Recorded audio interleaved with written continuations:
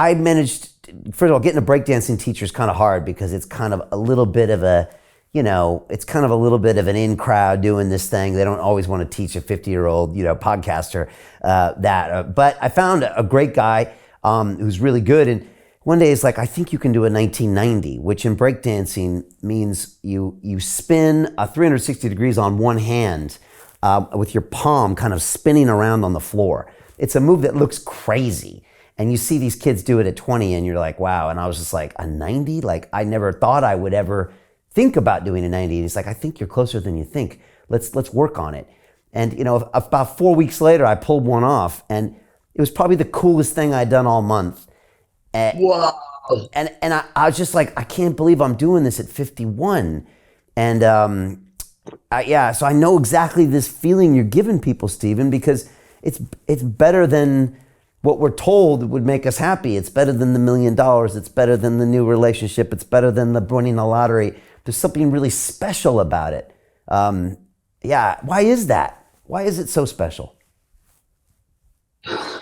Well, first of all, I have to tell you, so breakdancing is actually on my list. Oh, yeah. So I started with park skiing, but on my list is I want to reboot my drawing skills. I have a degree in fine art, and I haven't really drawn much in 25 years, but I've been drawing again daily. Nice. And I'm really interested, by the way, in how much better I can get just drawing 15 minutes a day. Okay. Right? Just that's all I'm asking myself to do. I just want to see what that's going to look like in like 4 or 5 months. Breakdance is on my list. Learning to play a musical instrument is also on my list. But I think it's twofold. So I've always said that if you're training risk tolerances, it's really good to start physically because we're embodied creatures. And there's something about physical challenge that works differently in the brain. It just does. And as a result, you know what I mean? Like, so here's a funny story, and it's in our country. I tell the story of the day I was skiing, the day Art of Impossible hit. I want to say it was 12 or 13 bestseller lists. I swept the list. I've never done that before. It was also the same day that I skied the gnarliest line I'd ever skied in my entire life. I skied pencil shoot for the first time that day. When the day was done, I didn't know I could hit any of those bestseller lists. We were in the parking lot when you didn't get reception on the mountain, and like my phone suddenly got reception, and like congratulation texts. I didn't even know what was going on. It just like flooded with these texts. And we're trying to figure out what's going on. And once we figured it out, my ski partner looked at me. He was like, I just got to ask. You just hit every bestseller list in the world, and you see pencil shoot. And I was like, yeah, pencil shoot feels better.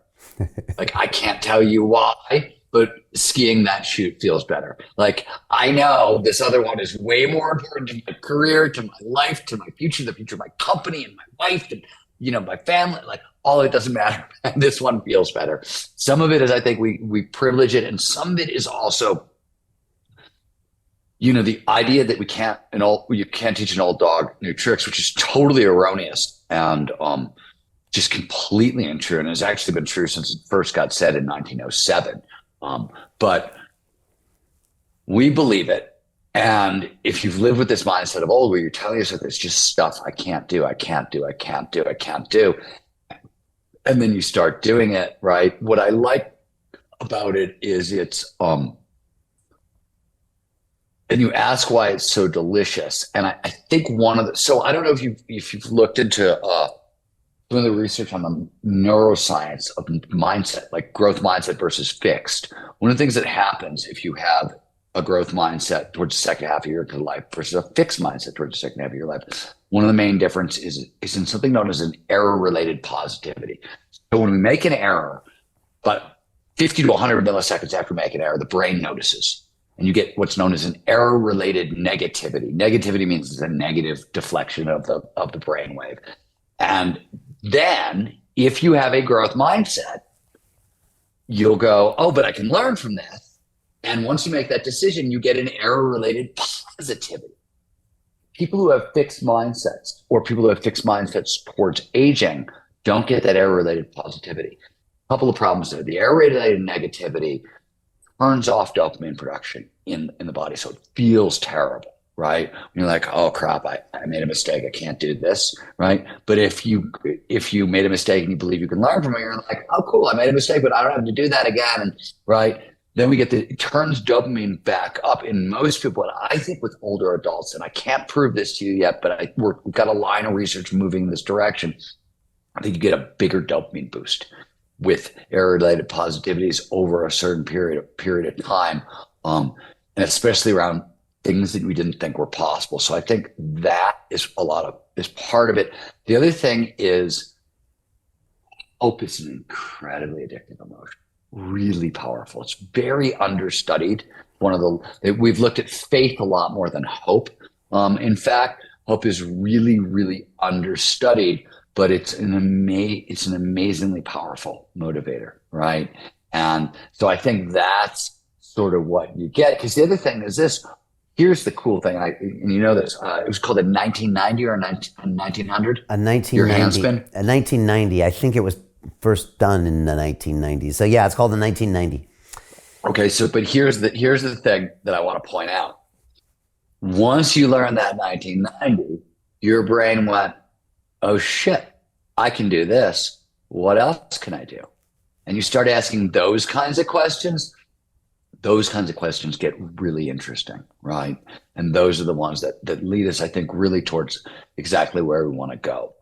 And those are also, and I want to say this, I talk a lot in the book, or a bit, about authenticity. And there's a bunch of different reasons, but it's a very important motivator. So you want to design a very authentic quest, right? Really true to yourself. Authenticity gives us a lot of motivation. We actually have authentic play styles. So that's really what you're aiming for, is your authentic play style as the sort of the person that comes out on this quest.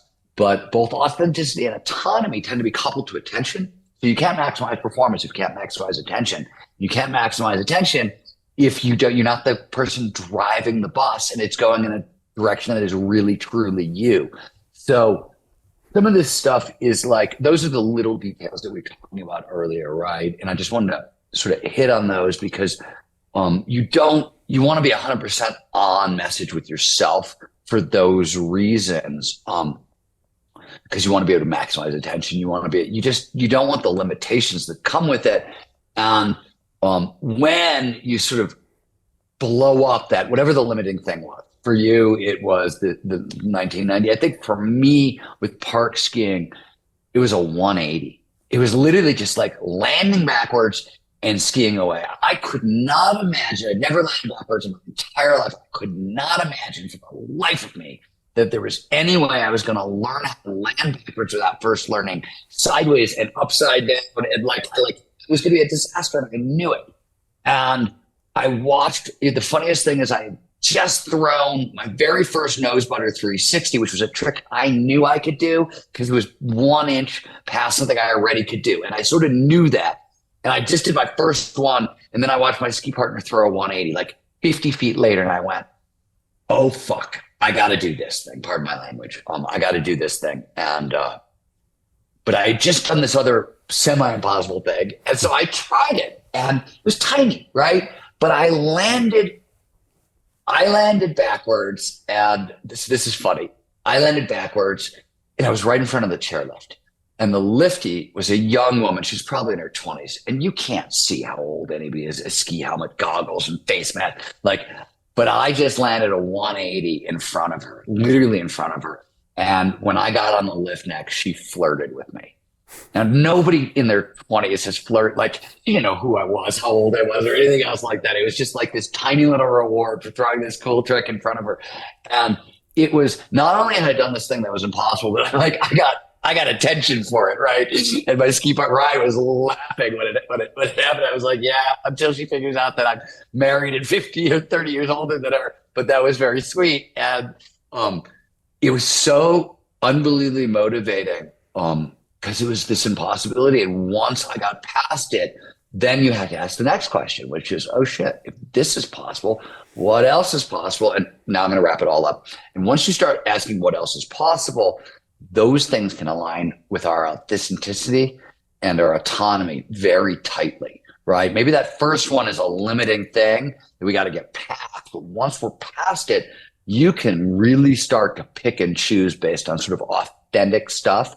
And I think if you ask, why is this so delicious? Why does it motivate so much? I'm not 100% certain everything I've just said is deadly accurate. I'll give you like 85 to 90% accuracy in there. And I can't tell you where I'm off because I don't think we know. But I've been looking at it and thinking about it and trying to figure out how do we study this because I've been asking similar questions. So Jim Rickards has just recorded a video that's not available to anyone in the public. And he's going to be talking about how this upcoming recession is going to be fast. It's going to be bloody. It's going to be nasty. But at the same time, he's going to show you how you can position yourself to profit from all of this chaos. Now, we've made this video only available to our viewers. Go to londonreal.tv/Jim. Watch that immediately. I can't say enough good things about Jim Rickards. He understands the global economic system better than any guest I've ever had on London Real. His predictions are almost uncannily true, and you can learn how to profit from his vision, from his expertise, and his understanding of economics. So go to londonreal.tv/Jim or click the link below. It's an excellent, excellent look on what's going to happen in the future and how you can position yourself to profit from that. Jim is one of the best in the business, one of my favorite guests on London Real, and he's very, very good at predicting the future and showing us all to profit from it. So click the link, and I hope you enjoy. The greedy bankers are about to do it again.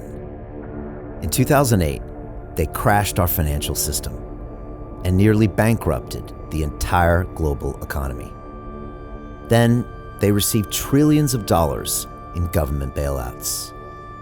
And after, they demanded fat bonuses paid for by you, the taxpayer. It turns out the banks haven't just been screwing the American taxpayers, they're also screwing over their investors. Turns out the banking industry is the worst place you could put your money, despite enormous taxpayer bailouts. Now the bankers are back to take away your financial freedom.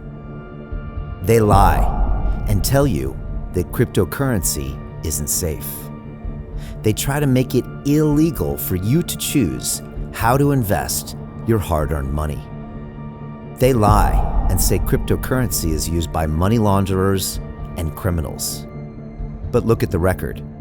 It's the banks themselves that launder hundreds of billions of dollars every year to the biggest criminal operations in the world.